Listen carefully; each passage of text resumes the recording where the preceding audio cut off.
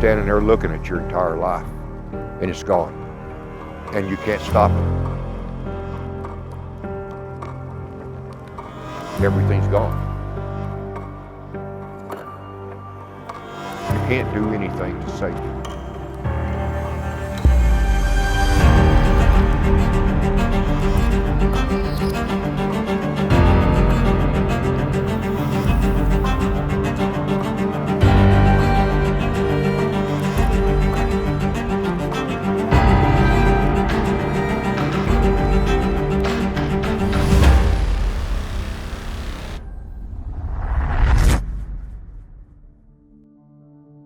Started on Monday around 11 to 12 o'clock that day. We got dispatched to mutual aid with Hoover Fire for the fire on 740, or I think it was Highway 70 and Davis Road, which is where the point of origin for the Grapevine Creek fire. As the morning come around, I got up, went up to the Fridge Fire Station, because I'm a retiree from there. Went up and checked to see if they need any assistance, because the fire was burning back on the north side of the river at that time. And as it progressed across, well, of course, the different departments were setting up, doing their strategies, setting up strategies on what they were going to do if it crossed. And then eventually it crossed the riverbed, it come up out of the river and up on top of the flat, and then that's when the wind caught it. And it took off coming this direction. We had sent 2 units in a command vehicle that way, and we tied in with those guys and we worked for numerous hours. So we were initially assigned to manage the ignitions component of that fire, going in front of it, trying to find a point off of strategic structures to burn out and protect infrastructure, houses, etc. And then in addition to that, try and stop the head fire was kind of our objectives. They had started evacuations here. I had my wife leave here. Since I'm a wildland firefighter and I knew how to protect myself, I stayed. And as it come across, I could see it coming across, and then set up my protection measures. But it was coming real fast. As most people don't understand, a wildfire, not only the wind that's pushing it, but it makes its own wind as it comes across as well. So we initially started in the area of 749. When we got there, they initially told us to go to Highway 70. As the fire progressed across, they didn't hold it where they thought they were going to, and they sent us to 749 to start burning out there to try and stop the head fire. We got there, we didn't have enough time, and the fire slopped as we were starting to put fire on the ground. It was a regular day for me. It was, I woke up, went to work. I work out at Sneed, halfway between Fritch and Dumas. I stayed at work. We heard about the fires, you know, all morning and everything like that. And then, around 2, I guess? I don't even know what time. She gave me a call and said, "Hey, I really want you home." So this ranch here is 26,000 acres. We lost all of it, and our neighbors lost all of it, and their neighbors lost all of it. So it's, yeah, pretty much as far as the eye can see is burnt ground. And I called my boss and I said, "Hey, the fires are getting kind of close to home." So I just took off and got here. Like I said, it was about 30, 45 minutes later, that's when we had to evacuate. We started loading up all our stuff. Fire behavior was erratic. We kept having problems.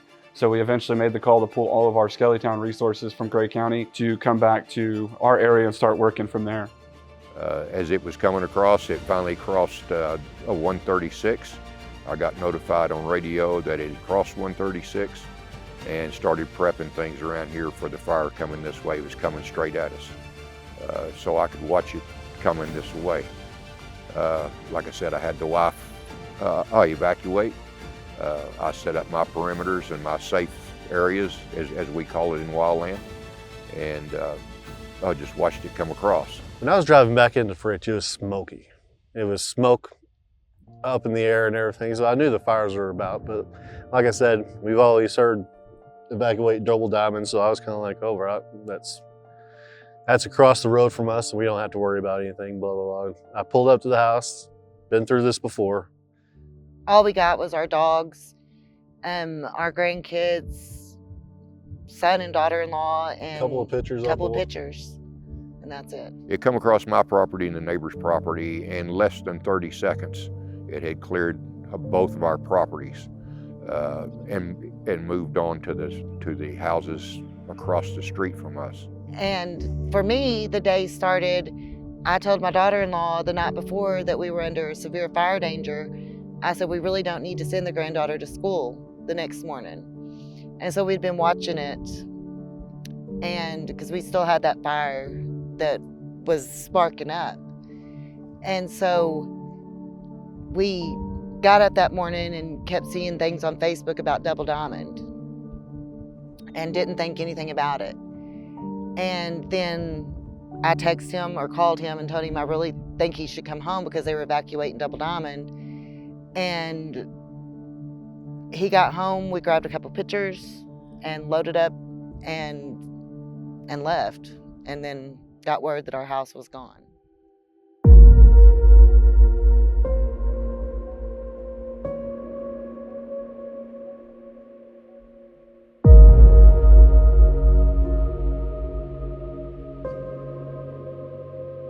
We continuously ran into problems with difficult to navigate topography, extreme fire behavior, very sandy, rough country. So we had to change our tactics.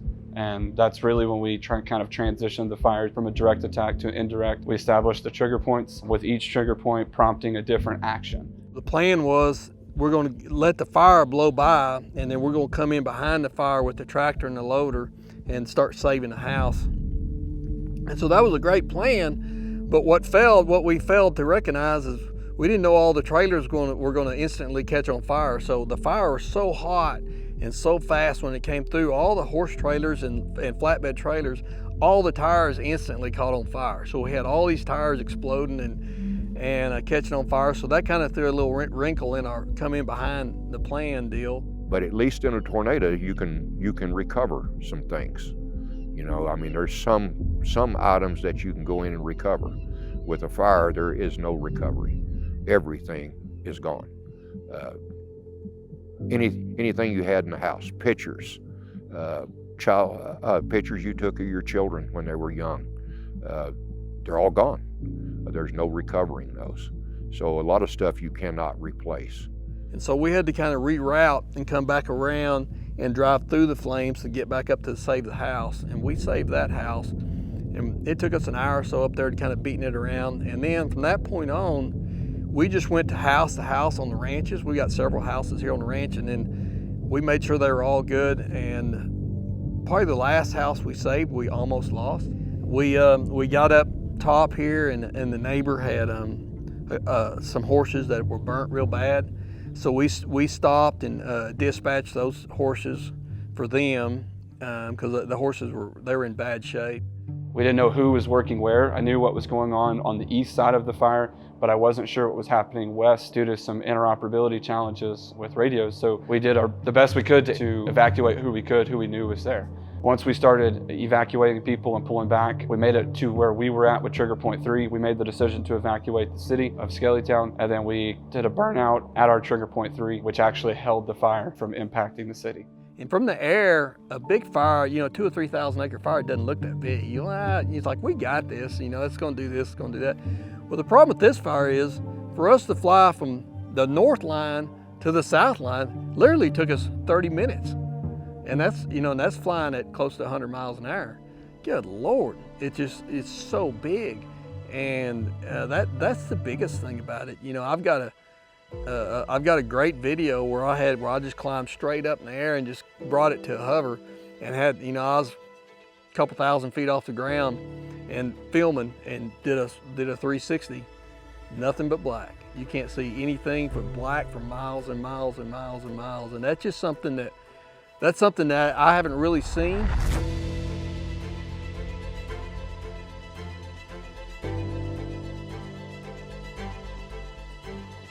Good morning, everybody. We are standing here on the northwest side of Canadian Texas on Highway 83, where we have this wildfire that has been burning throughout the night and is reinvigorated today as these winds are now starting to gust at over 40, possibly even 50 miles an hour here across much of the Panhandle of Texas, with chances of it even improving in wind speeds up to 70 later today. As you can see, this fire is really getting going now. It's just on the south side of Highway 83, but it is going to make a push and try to jump Highway 83 as well. And I do believe firefighters here off to our west are working hard to have a fire line dug. As you can see here behind me, you can see their progress. You can see where the graders have already pushed a lot of dirt over to create a fire line here. You can see down here we have firefighters down the highway, and if I turn around, you should be able to see the wind is just screaming across the roadways. This resident right here has their sprinklers running. This is a very dangerous situation in a critical fire danger area today across the Panhandle of Texas. Well, the fire behavior was extremely strong, and the reason for that is what we call fuel loading. The fuel loading was to an extreme level, and what I mean by that is as the years go, the grass will grow. As it dies out during the winter, then it gets a real brittle. It just dries out. Then when spring comes around, the green stuff comes back up, and it breaks off the brittle stuff and it lays on the ground. As this stuff on the ground builds up, then it builds what we call a fuel. And then when it gets into the taller grass, so when it comes across that, it burns extremely hot, extremely hot. And but the fuel loading determines also the speed, how fast it's going to run in the wind. But as I said earlier, the fire builds its own wind in front of it. Went back in the house, we were talking for a little bit. My State Farm agent actually called me, and he was kind of like, hey, I heard y'all are having some fires. And I was kind of like, yeah, nothing big yet, blah, blah, blah. And the red flag warning hit my phone.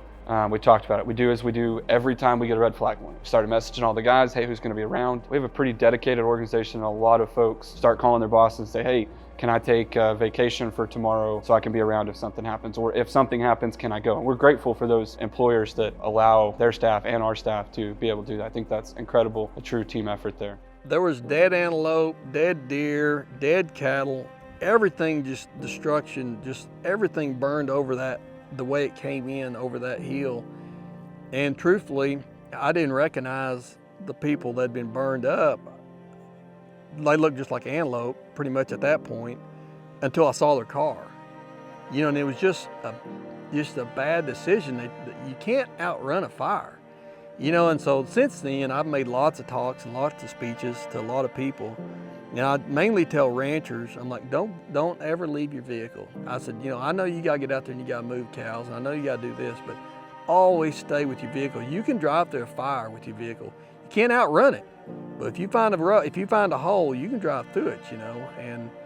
And since then, I've seen on controlled burns, I've seen guys get away from their vehicle and get burned up doing that too. And you never can predict a fire. A fire can get you, and it's you know, it's one of those things that, luckily, this fire, I didn't see any of that, and I'm glad, because I don't ever want to see that again. It was moving extremely fast.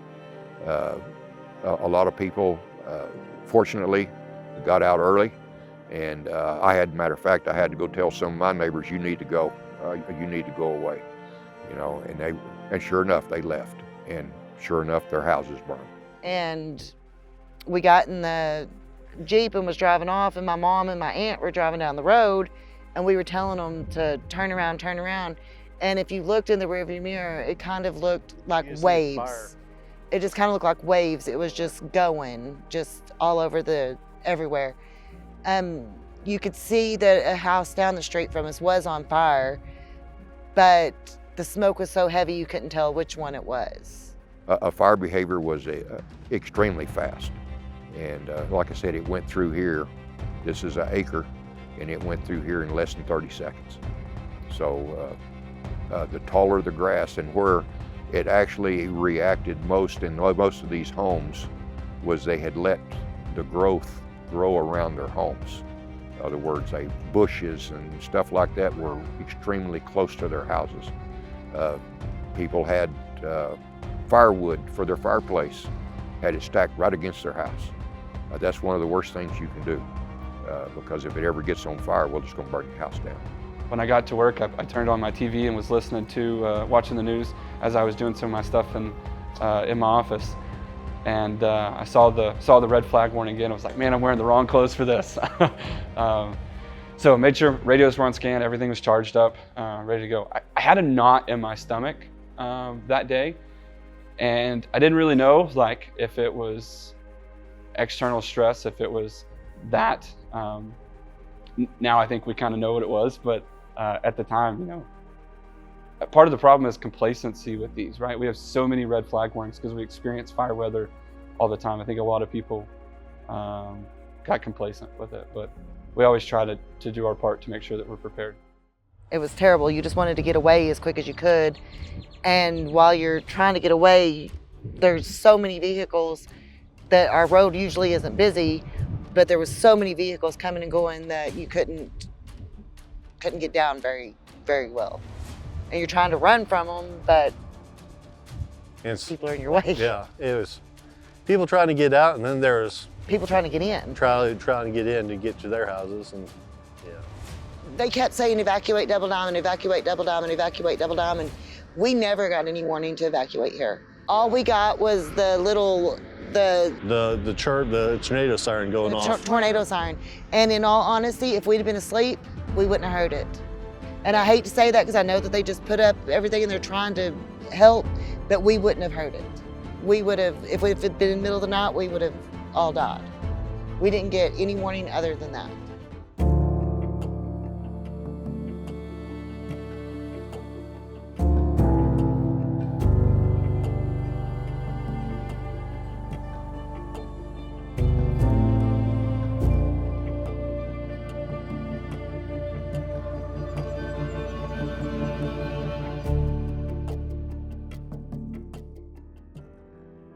You'll experience feelings that you never felt before because you're standing there looking at your entire life and it's gone and you can't stop it.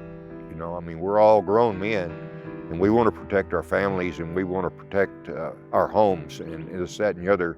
But when you're standing there watching your home burn and there's nothing you can do to stop it, it gives you a whole new sense of life. That life is not always perfect. Sometimes you got to just bow down and take what comes this way. The other thing that's a terrible aspect of this is when we get into large, complex incidents, we request mutual aid, right? We request all of our friends. We joke, we talk about the best way to eat a shit sandwich is one bite at a time and call your friends. But when all of your friends are doing the same things to protect their communities, you can't call them, right? And when you've got 8 trucks to deal with everything that you're experiencing, it's overwhelming. I think overwhelming is an understatement to describe that experience. It's something I never want to go through again. But it is extremely difficult to stand here and watch not only my own home, but these other homes go up as well. And then, a matter of fact, I watched it for a while and I just told myself I can't stand here and watch this. So I evacuated then and went and found where my wife was, which she was at the church. I went and found her there, and then that's when I told her everything's gone. You know, everything's burned up. And of course, the emotional part of it, it tears you up, you know, inside that you can't do anything to save it. And it just, I don't know, it's rough. So we had, from our organization, from my specific standpoint, we had 2 extremely intense moments on both the Grapevine Creek Fire and the Smokehouse Creek Fire. On the Grapevine Creek Fire first, we made a decision to try and hold at a road and to protect a portion of the flank fire from going into or impacting the city of La Force and numerous structures in the area. And we had a burnout, or we got burned over rather, and we sent 3 firefighters to the hospital, and by the grace of God, they're all still here today. I think my look is more of a calm, relaxed look. Of course, being a pilot, you kind of got to live through those kind of moments. And what I see from the air is I see the fire and I see the direction of the fire. So I've got a really good forecast of what's fixing to happen. And from the ground, I see firemen down there doing their best to put it out, but they're getting lost in the fog of the fire and they don't know what's 10 feet in front of them. I can see and I can see what they're doing. So a lot of that kind of stuff is where I can help those guys out. I might be dropping water in front of them and I'll call in and like, hey, let's back off this area. We're gonna get it, it's gonna burn into this, or it's gonna burn into that. We turned on the Fritch scanner, the Fritch firefighter scanner thing, and just kind of Just listening. dazed out, just listening, just trying to pinpoint everywhere that they were trying to keep ahead of it. And it had already got through here in 15 minutes. It was already had burned through here and halfway to Borger. Yeah, they were already talking about it reaching The Metal Creek Arc, Creek Bar and Metal Arc and everything like that. And it wasn't very long after we left here. The best way you can protect your house from wildfires, and we've told a lot of people this over the years, is don't stack stuff up next to your house. Don't put firewood right up against your house. Put it back away from your home. If your bushes or your brush is some that dies out during the winter, that's probably not a good plant to have up next to your house if a wildfire comes through. You know, we train about it, we talk about it, and we always say we can do those things, but when you have to make that call that, hey, you know what, these neighbors, these people that we know, our friends, some family, some of our own members' houses in that impacted area, and we're making the call to go defensive because we can't make that risk, right? It's a kick in the gut, like, to say the least. You know, it's their livelihood. The out of control look usually happens pretty fast. Like when we first get on the fire, there's a lot of confusion. So nobody knows where the fire is going. Nobody knows, you know, what's going on. It's falling down in these canyons and in and out. And that's kind of the out of control spot. And I always joke about it. It's kind of like riding a colt. When you first get on him, he's pretty fresh. And the firemen are pretty fresh. We're all fresh. We're ready to get this fire out. And then about 2 hours into it, everybody kind of settles into their place. And we get a game plan, and it's starting to kind of come together. And at that point there, the out of controlness kind of goes away, and the plan comes into play. And you wish you could make that happen faster, but it just, nobody knows what's going on until that point happens. And I've seen it over and over and over again, and I wish I could tell everybody, just calm down, but you can't. Everybody's they're full of gas, and they're ready to get this fire out, which I like. I mean, we've got the greatest volunteer firemen around, and they're doing a great job, but it's hard to get, you know, until everybody kind of gets a pass through there and gets a face full of smoke, until everybody they kind of chill down, and we get a kind of forecast of where this fire is going and the game plan. Then everybody falls into place, and that's when the fire is now, we might not have a handle on it, but we got a plan, and it's fixing to be put out. Fire departments can only do so much. There's only so many of them. And then, of course, all the help that came in for the different fire departments, that was great. But there again, they still had to do some more evacuating, get some more people out of here, because simply they didn't think they were going to get hit, and they did. So they had to get those people out. Then my mom and my aunt told me that it had got our house. And at that point, I just broke down, and that's it. I just wanted me and him to be alone and everybody to leave us alone, so that way we could discuss. Right. We risk a lot to save a lot, and we focused on life safety, and we thought that was the part that was worth saving, and we did the best with what we could. We made a stand to hold it out of town. We were successful. Lots of land, lots of cattle, lots of damage. Could we have done more? Did we make the right call? At the end of the day, I like to say yes, because everybody went home from our personnel, but it's still definitely something that haunts me, I would say. When we drove back by and actually seen our house on fire, we were stupid. We came down by here, even though we shouldn't have. It's probably about 6:30, 7 o'clock. Yeah, I don't even remember, but we came down by here and got actually in here and seen our house on fire still. It was devastating, but that fire was so hot that it felt like it was just melting. Oh, yeah, you feel it from the car. Just driving down the road, you'd feel it from the car. And it was cold because that cold front had came through. Yeah. And it was earlier. just, it was miserable hot. But And then we drove by and seen it was gone, and then devastation hit you, and then anger hit you because it was just too much. We were overwhelmed. And then the next day was really bad when we got to see everything.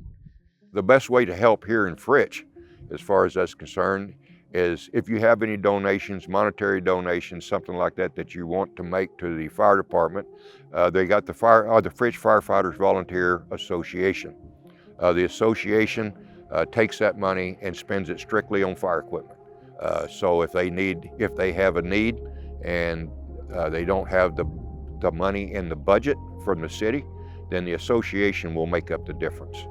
We've bought trucks in the past that the city paid half and the association paid the other half. It's a tight-knit organization. We joke, we laugh, we give each other hard times, right? But there was a time there where I looked at one of my chiefs and said, yeah, I don't know that we're gonna walk out of this. Like, this may be it. And we kind of laughed and said, well, I guess we'll find out in a little bit. You know, like that brotherhood, like, we're gonna do what we need to. I think it just happened so fast that they couldn't get ahead of it. And they're kind of like, well, there's no time whatsoever to warn anybody in Sage Mesa. I don't think that there was, I really feel like that the fire department did the best they could. We did the best we could. We fought over resources. You know, we handled a large-scale incident, and we did the most with what we had. We spent a lot of time working with departments in Gray County, and they saved us. You know, in that burnout situation, it didn't matter who you were, who you worked for, right? Like, we all worked together to get the job done and make sure everybody went home. Now, a fire like this fire this big, it's just too big. There's no way, there's nobody on this earth that can fight that thing other than you just save structures. I mean, there's no use even calling 911 because it's like, we can't do nothing. When the fire is that big, there's nothing you can do other than get out of the way, or this fire for us is far enough away, and I've seen it so many times. I knew what was fixing to happen, but hell, we had 24 hours here. It's not like we had 20 minutes. We had a freaking day to get our crap together, so we had no excuse not to be prepared the best we can be. And that was kind of a lucky thing for us. But and that's exactly what we did. We got the hell out of the way, let it blow through, roll in behind it, and save what we can save.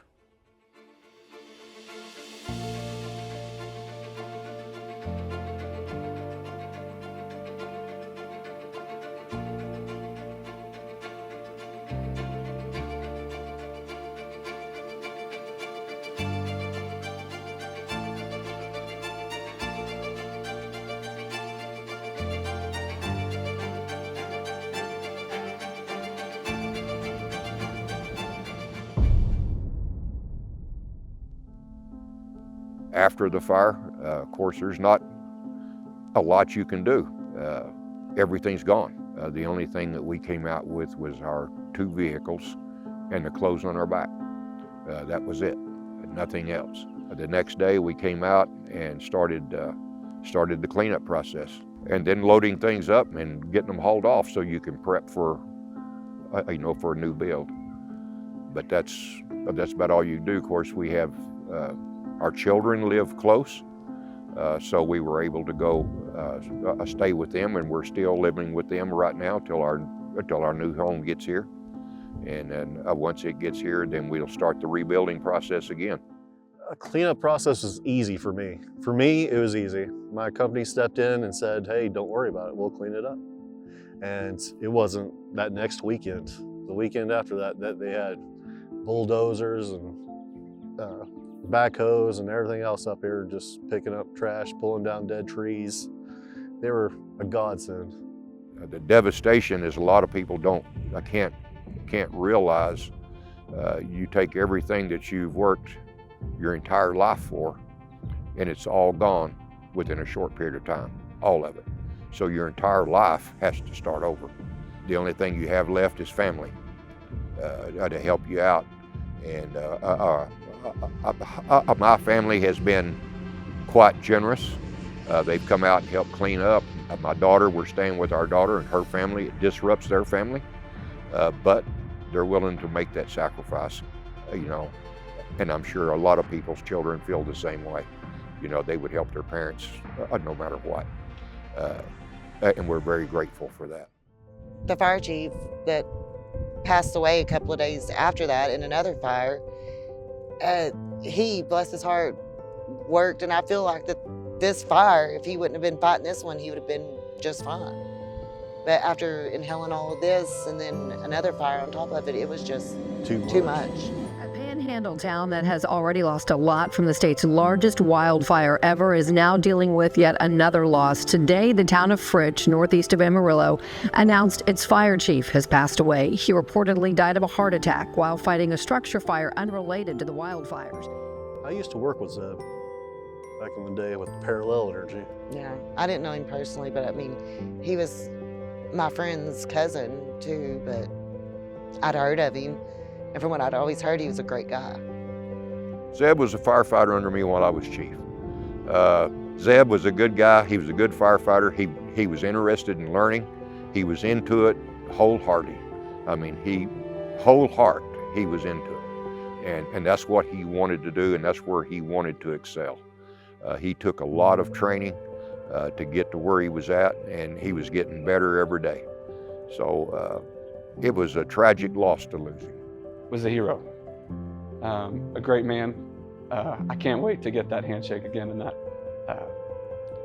cheekish smile. Hey, brother.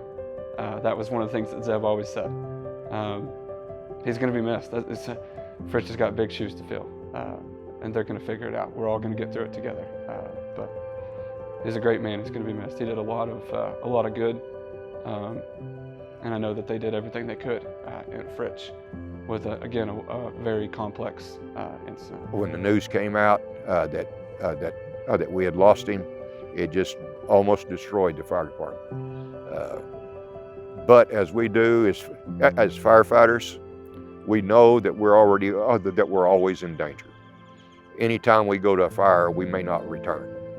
Our goal as chief and as Zeb's when he was chief is that everybody goes back home the same way they showed up. Unfortunately, he didn't go home. So that's a drastic to the fire department. But we learn from it. We learn from everything that happens. And there'll be a lot more training done in areas with interior firefighting now that Zeb has perished from an interior fire. So all these guys that are at the fire station now, they're going to be drilled real hard on interior firefighting. So you got to learn. But he was in it, wholehearted, and it's a tragic loss that we've lost him.